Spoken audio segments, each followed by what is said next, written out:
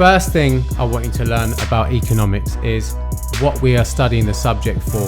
I think it's really important that we do this because when you're studying this subject, it can be really easy to get carried away with things and forget why we're studying it in the first place and what the main problems are that we're trying to solve.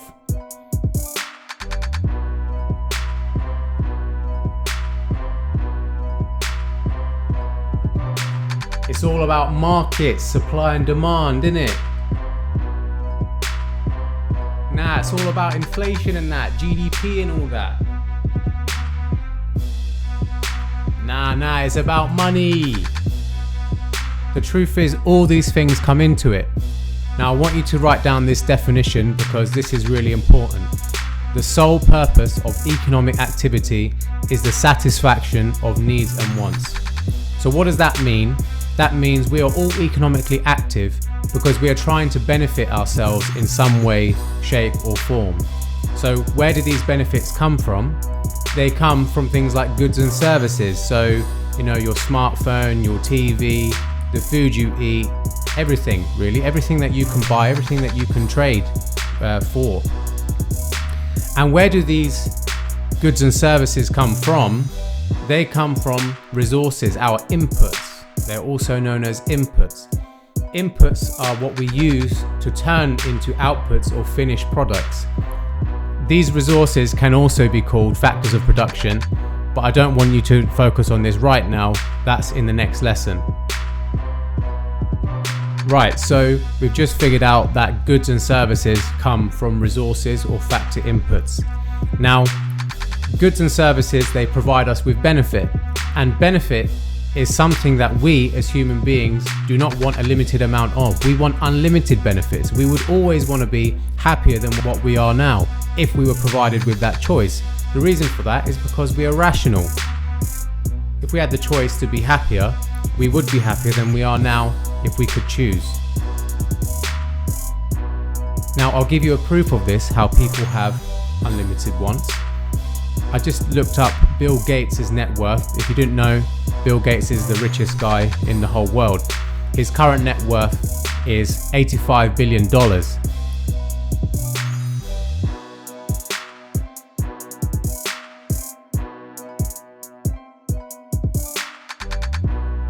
Now, just to put this into perspective, today he's worth $85 billion. That's 85,000 times richer than a millionaire. So why doesn't he just stop making money? Now the reason for that is because he's rational. If he can make more money, why not? There's no problem with that.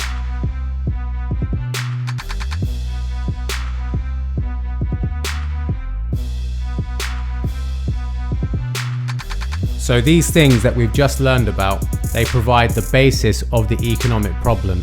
So that is, we've got limited resources and unlimited wants. So how, as economists, we're asking, how are we going to allocate these resources? Seeing as everyone wants everything, we've only got a limited amount in the first place to provide. Our job as economists is to try and solve this problem and use our limited resources in the best way possible that brings the maximum benefit to society. And that's what this subject is about, and that's what I want you to focus on quite a lot when you're answering questions in your microeconomics specifically.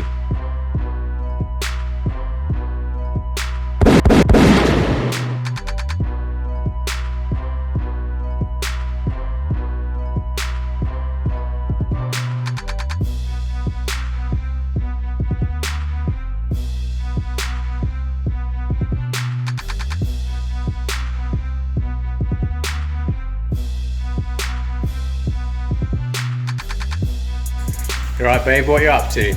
I'm just in the washing up.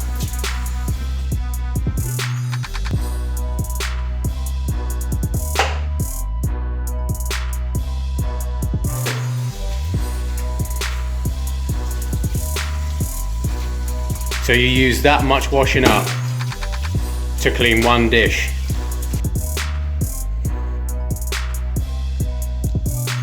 So you've used all that washing up liquid for one plate. Do you realise there's a limited amount of that washing up liquid? If you're so good, why don't you show me how to do it? Oh, I'm going to show you how it's done.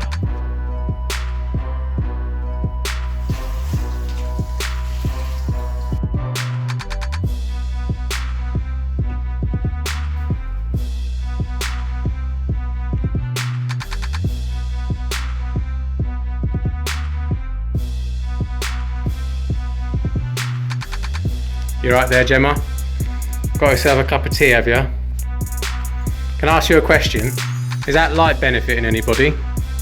Be a bit more economic, would you, Gemma?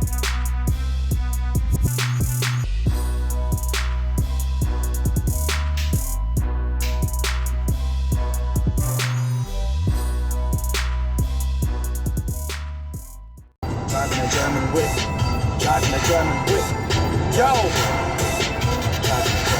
If you see man driving a German whip, blacked out window leaning back. See man driving a German whip, look like a baller, please and that. David, turn it down. Blacked out window leaning back. What do you want? What speed you doing?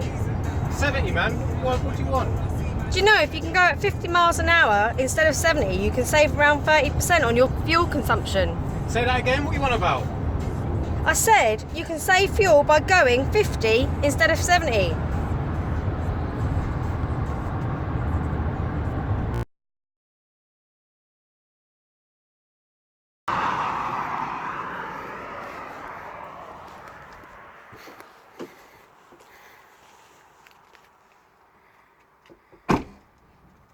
Let me show you how to do it.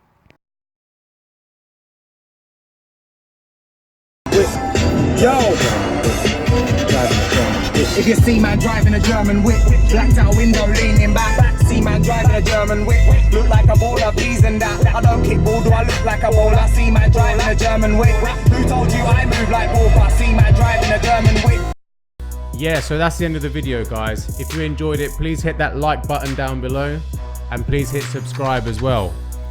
You can also go on my website if you want to have a look at some revision pages or some extra exercises to complete, and you can always email me at any time.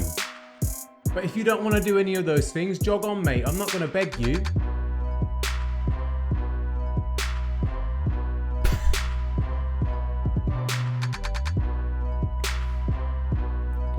Anyways, guys, I'll see you in the next video.